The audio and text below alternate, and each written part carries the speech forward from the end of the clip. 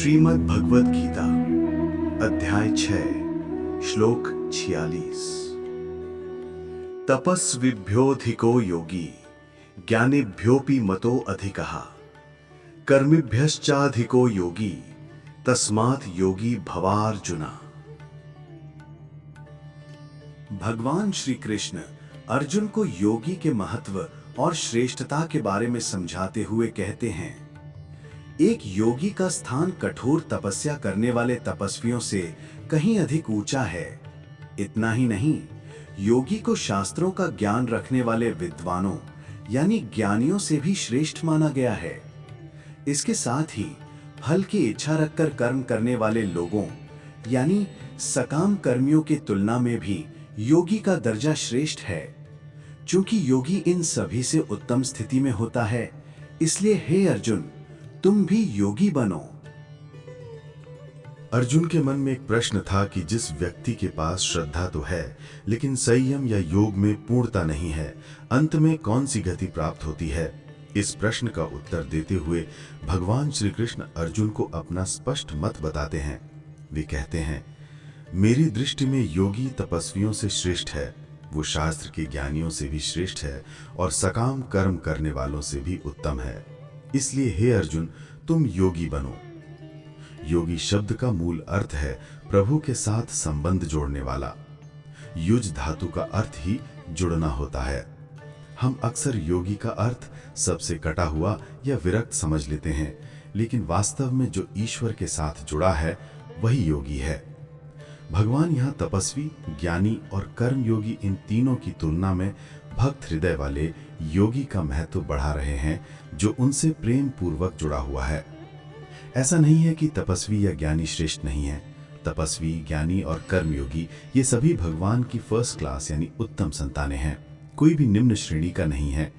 ये समझ लीजिए कि ये उत्तम लोगों की एक कैबिनेट या मंत्रिमंडल है।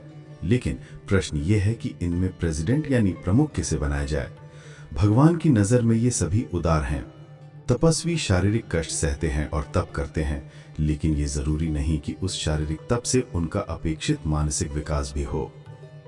अंत में दिए गए श्लोक का भाव यही है कि यदि केवल जल में रहने, हवा खाने या राख में लेटने से ही मोक्ष मिलता तो मछली, सांप और गधे भी मोक्ष पा लेते। अतः भक्ति और ईश्वर से जुड़ाव के बिना केवल सूखा तप श्रेष्ठ नहीं है। इसलिए भगवान अर्जुन को भक्ति प्रधान योगी बनने की सलाह देते हैं। तपस्या का मूल आधार भक्ति होना चाहिए। केवल पानी में खड़े रहने से भगवान नहीं मिलते, भगवान तो उन्हें अपना मन सौंपने से मिलते हैं। लोग ठंडे पानी से स्नान करने को पवित्रता मानते हैं, लेकिन मछली तो 12 महीने ठंडे पानी में ही रहती है, तो क्या वो मुक्त हो गई? हम अक्सर किसी व्यक्ति को केवल इसलिए बहुत बड़ा भक्त मान लेते हैं क्योंकि वो दिन भर में 15 बार स्नान करता है, लेकिन ये सही पैमाना नहीं है।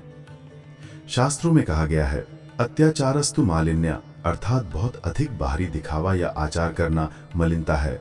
वहीं निराचारस्तु मूर्खता, अर्थात आचार विचार को पूरी तरह छोड़ देना भी मूर्खता है। सच्चा सदाचार तो विचार और आचार की एकता अर्थात विचाराचार्योः ऐक्यम में है। कुछ लोग 21-21 दिनों तक लंबा उपवास करते हैं, कोई काम काज नहीं करते और अपने जीवन का बहुमूल्य समय व्यर्थ गवाते हैं। सच तो ये है कि उपवास की स्थिति में व्यक्ति बोलचाल सकता है, ऑफिस का काम भी कर सकता है, लेकिन यदि कड़ा निर्जल उपवास हो तो चित्त को एकाग्र करना लगभग असंभव है। इसीलिए गीता में भगवान कृष्ण ने युक्ताहार विहारस्य कहकर संतुलित आहार और विहार यानी जीवन शैली अपनाने की बात कही है, जिससे दुख दूर होते हैं। अंत में एक व्यंग यानी उदाहरण के माध्यम से समझाया गया है कि यदि केवल शारीरिक कष्ट सहने या विशेष क्रियाओं से ही मोक्ष मिलता तो स्थिति कुछ ऐसी होती। हवा पीकर रहने से सांप को, पत्ते खाने से बकरी को, प्यासा रहने से चातक पक्षी को, गुफा में रहने से चूहे को, राख या धूल में लोटने से गधे को और ध्यान लगाकर बैठने से बगुले को मोक्ष मिल जाना चाहिए था, परंतु इन्हें मोक्ष नहीं मिलता। कारण स्पष्ट है कि इनके तप में भक्ति नहीं है। अतः तपस्या वही सार्थक है जो भक्ति प्रधान हो। गीताकार भगवान कृष्ण इस श्लोक में स्पष्ट करते हैं कि ज्ञानी की तुलना में योगी श्रेष्ठ है। यहाँ ज्ञानी का अर्थ बड़े बड़े बुद्धिजीवी यानी इंटेलेक्चुअल जायंट्स या किसी विषय के विशेषज्ञ जैसे वकील, डॉक्टर, इंजीनियर आदि से नहीं है। यहाँ प्रवीण शब्द के अर्थ में ज्ञानी नहीं कहा गया है। तो फिर ज्ञानी किसे कहा जाए?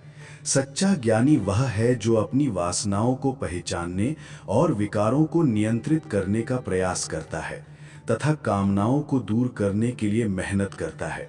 केवल पुस्तकें पढ़ने वाला, परीक्षाएं पास करने वाला या बड़ी बड़ी डिग्रियां रखने वाला व्यक्ति गीता की दृष्टि में ज्ञानी नहीं है। ज्ञानी वह है जो विकारों के प्रति न तो दमन यानी सप्रेशन करता है, न उनका समर्थन यानी जस्टिफिकेशन, न निंदा यानी कंडेमनेशन और न ही कोई विकल्प यानी सब्स्टिट्यूशन खोजता है, बल्कि अंतर्मुखी होकर उन्हें दूर करने का सतत प्रयत्न करता है। ज्ञानी जीवन की श्रेष्ठता वाला व्यक्ति है। ईसाई धर्म में एक कथन है, we may be born in the church but we should not die in the church. हम चर्च में पैदा हो सकते हैं, लेकिन हमें चर्च में ही मरना नहीं चाहिए। इसका भाव यह है कि मंदिर या मूर्ति से आध्यात्मिक विकास की शुरुआत होती है, पर वहीं रुकना नहीं चाहिए। मूर्ति पूजक को अमूर्त की ओर और व्यक्त से अव्यक्त की ओर बढ़ना चाहिए। जैसे बच्चे को सिखाया जाता है कि भगवान को नहलाओ और सजाओ, लेकिन मनुष्य को जीवन भर केवल उसी में नहीं अटके रहना चाहिए। उसे विश्वव्यापी स्वरूप को देखने और चित्त को एकाग्र करने का अभ्यास करना चाहिए। जो सगुण से निर्गुण की यात्रा करता है और परिश्रम पूर्वक प्रयत्न करता है, वही ज्ञानी है। ज्ञानी निसंदेह महान है, लेकिन गीताकार का कहना है कि योगी उससे भी अधिक श्रेष्ठ है। यह निर्णय स्वयं भगवान का है, इसलिए इसमें कोई बदलाव नहीं हो सकता। प्रवचनकार का काम तो केवल यह बताना है कि इस पूरी सभा में भगवान ने किसे चुना है। प्रश्न उठता है कि क्या तपस्वी, ज्ञानी और कर्मयोगी की मेहनत व्यर्थ गई? नहीं, वे सभी उदार और महान हैं। उदाराः सर्वैव एते। उन्हें भगवान के दरबार में प्रवेश और सम्मान मिलता है। वे भगवान के अपने हैं, लेकिन योगी के लिए भगवान के हृदय में एक विशेष और अलग स्थान है। इस संदर्भ में एक बहुत सुंदर दृष्टांत है। वर्षों पहले पुणे में विद्वानों की एक सभा में एक प्रश्न रखा गया। मान लीजिए कल प्रलय हो जाए और आपको अकेले एक टापू यानी आइलैंड पर रहना पड़े जहां कोई और न हो, तो आप अपने साथ कौन सी एक वस्तु ले जाना चाहेंगे? यह चयन बहुत कठिन था। किसी ने खाने की वस्तु सोची, लेकिन वह तो कुछ दिन में खत्म हो जाएगी। चाय ले जाना चाहें तो चीनी दूध भी चाहिए। तब एक व्यक्ति ने बहुत गहरा उत्तर दिया। उसने कहा, मैं अपने साथ गीता ले जाऊंगा। वहां अकेले वृक्ष के नीचे बैठकर मैं गीता पढ़ूंगा। मेरी शारीरिक भूख प्यास तो प्रकृति फल और पानी से पूरी कर देगी और मेरा शरीर भी मौसम के अनुकूल ढल जाएगा, लेकिन मन की शांति, समाधान और आत्म विकास के लिए मैं गीता का ही आश्रय लूंगा। उस सभा में दूसरे व्यक्ति ने खड़े होकर कहा कि यदि मुझे टापू पर केवल एक ही वस्तु ले जाने की अनुमति हो तो मैं महाभारत ले जाऊंगा। जब उससे पूछा गया कि तुम महाभारत ही क्यों चुनोगे, तो उसने उत्तर दिया, महाभारत में पढ़ने के लिए कितना कुछ है। इंसान इसकी कथाओं में तल्लीन हो जाता है और समय का पता ही नहीं चलता।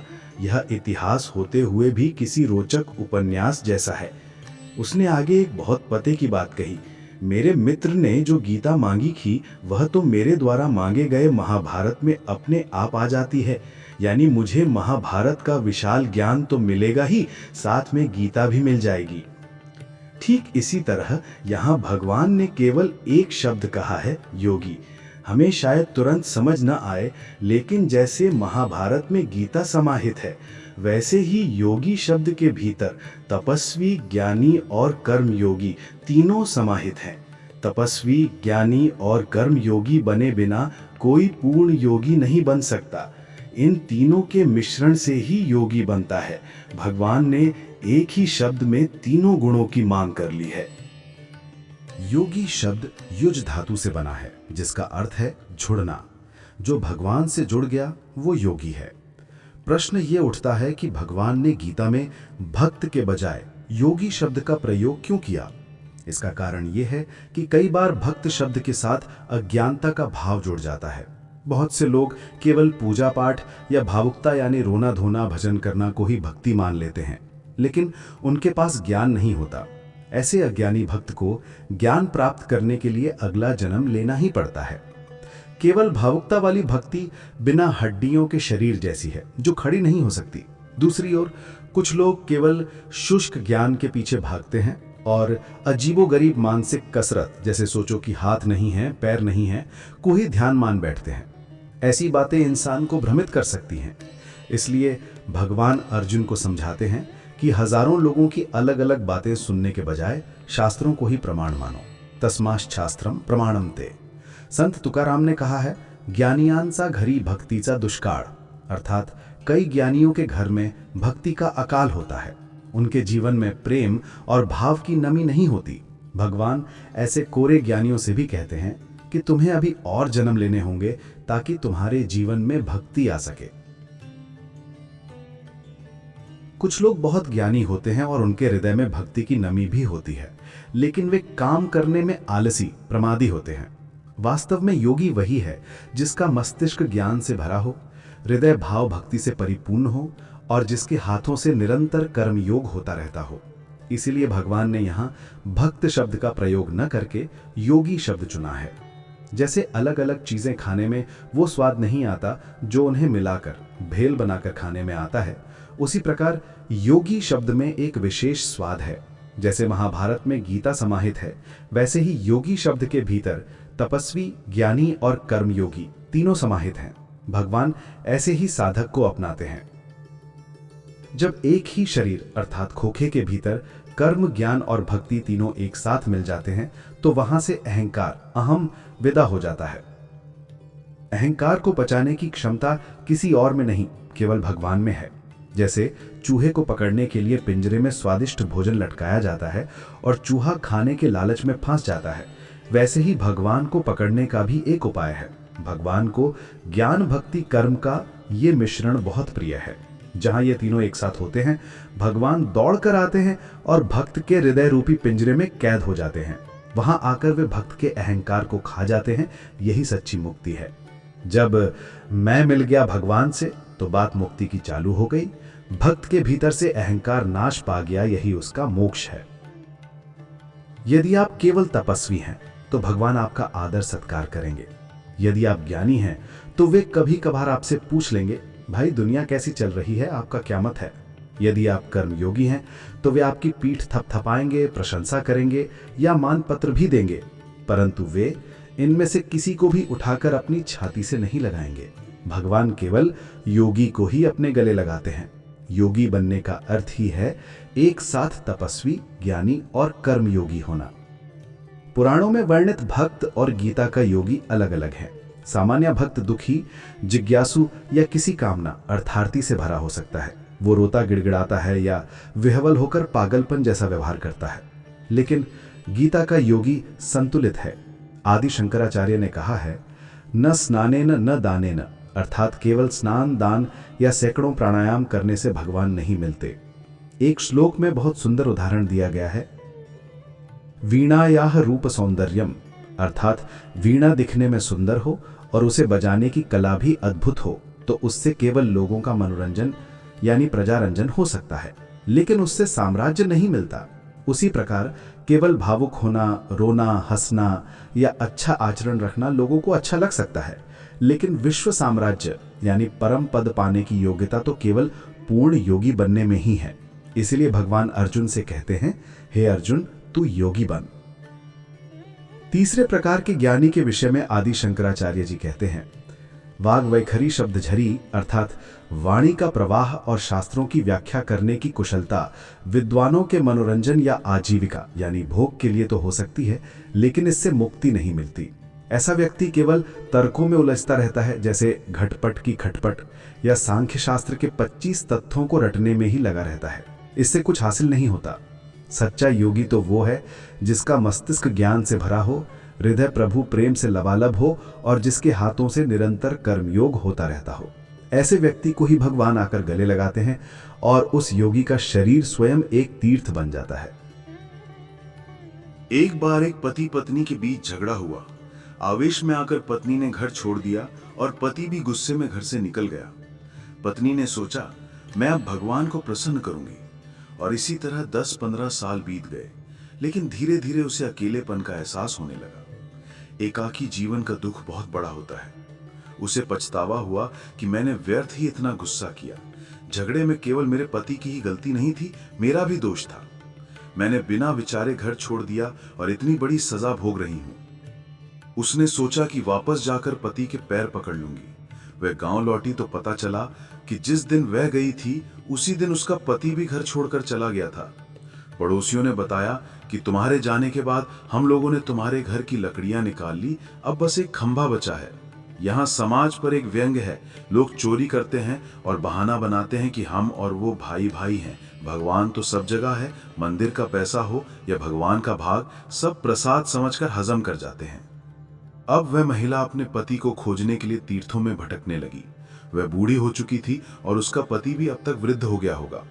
भटकते हुए वह काशी पहुंची और एक धर्मशाला में रुकी। वहां उसकी मुलाकात एक बुजुर्ग पुरुष से हुई। बातों बातों में महिला ने अपने जीवन की भूल उसे बताई कि एक क्षणिक आवेश में आकर मैं अपने पति से बिछुड़ गई। आज दुनिया में मेरा कोई नहीं है। वास्तव में वह बुजुर्ग पुरुष ही उसका पति था, लेकिन महिला उसे पहचान न सकी। पति ने अपनी पत्नी को पहचान लिया था। उसने सहानुभूति पूर्वक पूछा, आप कौन हैं? कहां से आई हैं? आपके सगे संबंधी कौन हैं? महिला ने दुखी होकर कहा, मेरा कोई नहीं है। बरसों पहले छोटी सी तकरार में घर छोड़ दिया था, अब अकेलेपन और पछतावे में रोती रहती हूं। वृद्ध पति ने उसे ढांढस बंधाया, चिंता मत करो, भगवान सबका भला करते हैं, तुम्हें तुम्हारा पति जरूर मिल जाएगा। महिला ने निराशा से कहा, कई ज्योतिषियों लोगों ने यही आशीर्वाद दिया, पर आज तक किसी की बात सच नहीं हुई। इस प्रकार एक ही धर्मशाला में रहते हुए 4-6 दिन बीत गए। पति ने पत्नी को पहचान लिया है, किंतु पत्नी अभी भी अपने पति को पहचान नहीं पाई है। एक दिन चांदनी रात में वह महिला उस बुजुर्ग व्यक्ति यानी अपने पति से बातें कर रही थी। उसने पूछा, मेरे पति कहाँ होंगे? कब मिलेंगे? क्या इस जन्म में मिल पाएंगे या नहीं? इस पर पति ने पूछा, तुम्हें पति जरूर मिलेगा, लेकिन तुम्हें उसकी आवश्यकता क्यों है? महिला ने उत्तर दिया, मुझे किसी स्वार्थ या फायदे के लिए उनसे नहीं मिलना है। मुझे तो बस इस शरीर छोड़ने से पहले एक बार उनके चरणों में सिर रखकर अपनी भूल का पश्चाताप करना है और क्षमा मांगनी है। उसके बाद मेरी इच्छा गंगा किनारे प्राण त्यागने की है। अपनी पत्नी को पश्चाताप की अग्नि में जलते हुए और इतना व्याकुल देखकर पति ने अंततः रहस्य खोल दिया, मैं ही तुम्हारा पति हूं। सोचिए, उस क्षण उस पत्नी को कितना असीम आनंद हुआ होगा। जीव और शिव की कहानी भी बिल्कुल ऐसी ही है। किसी अज्ञात कारण से जीव भगवान से बिछुड़ गया। जोश और आवेश में आकर उसने कह दिया कि जगत में भगवान है ही नहीं, और इसी तरह समय बिताया। बाद में वह पुनः अपने स्वामी को खोजने निकलता है, अच्छे कर्म करता है, खूब ज्ञान अर्जित करता है। प्रभु का कार्य करते करते उसे पश्चाताप होता है कि मेरा क्या अपराध था, मेरी क्या नादानी थी। तेरी मेरी प्रीत तो बहुत पुरानी है। इसी तरह कई जन्म बीत जाते हैं और अंततः बहुनाम जन्मनाम अंते किसी एक जन्म में उसे तीर्थ क्षेत्र जैसी उत्तम धर्मशाला मिलती है।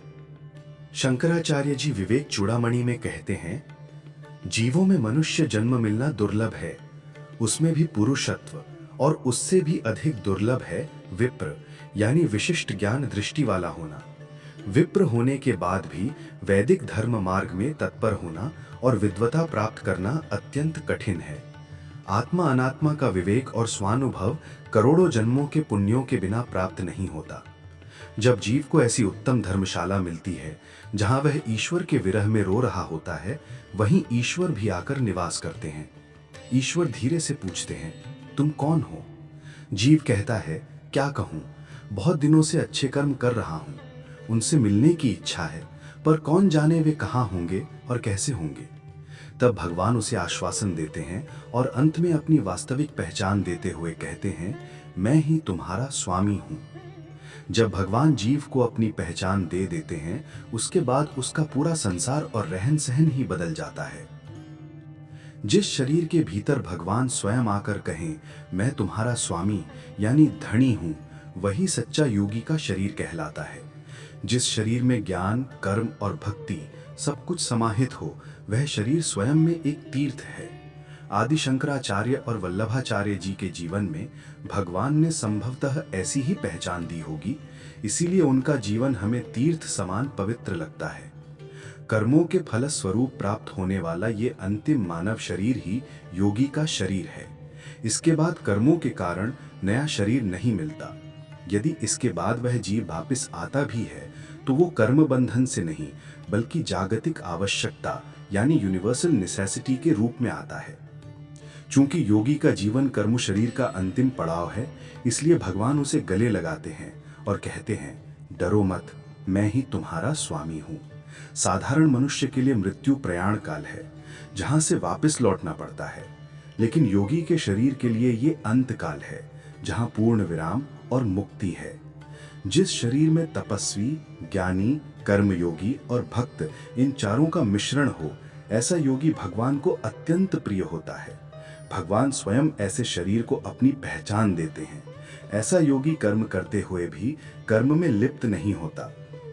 भगवान अर्जुन को अपना गोपनीय रहस्य बताते हैं, तुम मेरे प्रिय सखा हो, सचमुच मैं ही तुम्हारा स्वामी हूं और तुम्हारे पास बैठा हूं। इसलिए जीवन का एकमात्र ध्येय यही रखो कि तुम्हें योगी बनना है। इसीलिए तस्मात् योगी भवार्जुना, अतः हे अर्जुन तू योगी बन। एक क्षण की भूल के कारण जीव भगवान का ही अंश यानी ममेवांशः जीवलोके होते हुए भी उनसे बिछड़ गया। न जाने कहां कहां भटका और कितनी फजीहत झेली। कभी शनि, राहु या मंगल की दशाओं ने लात से मारे तो कभी गधे या कुत्ते की योनि में जन्म लेना पड़ा।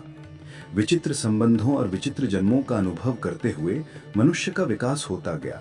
इस पूरी यात्रा में भगवान उसके साथ रहे, मदद की, काम भी किया, लेकिन कभी ये रहस्य नहीं खोला कि मैं ही तुम्हारा स्वामी हूँ। अंत में भगवान अर्जुन से कहते हैं, हे अर्जुन, मुक्त होना तुम्हारे हाथ की बात नहीं, ये मेरे हाथ में है। मुक्ति केवल मेरी कृपा प्रसाद से मिलती है।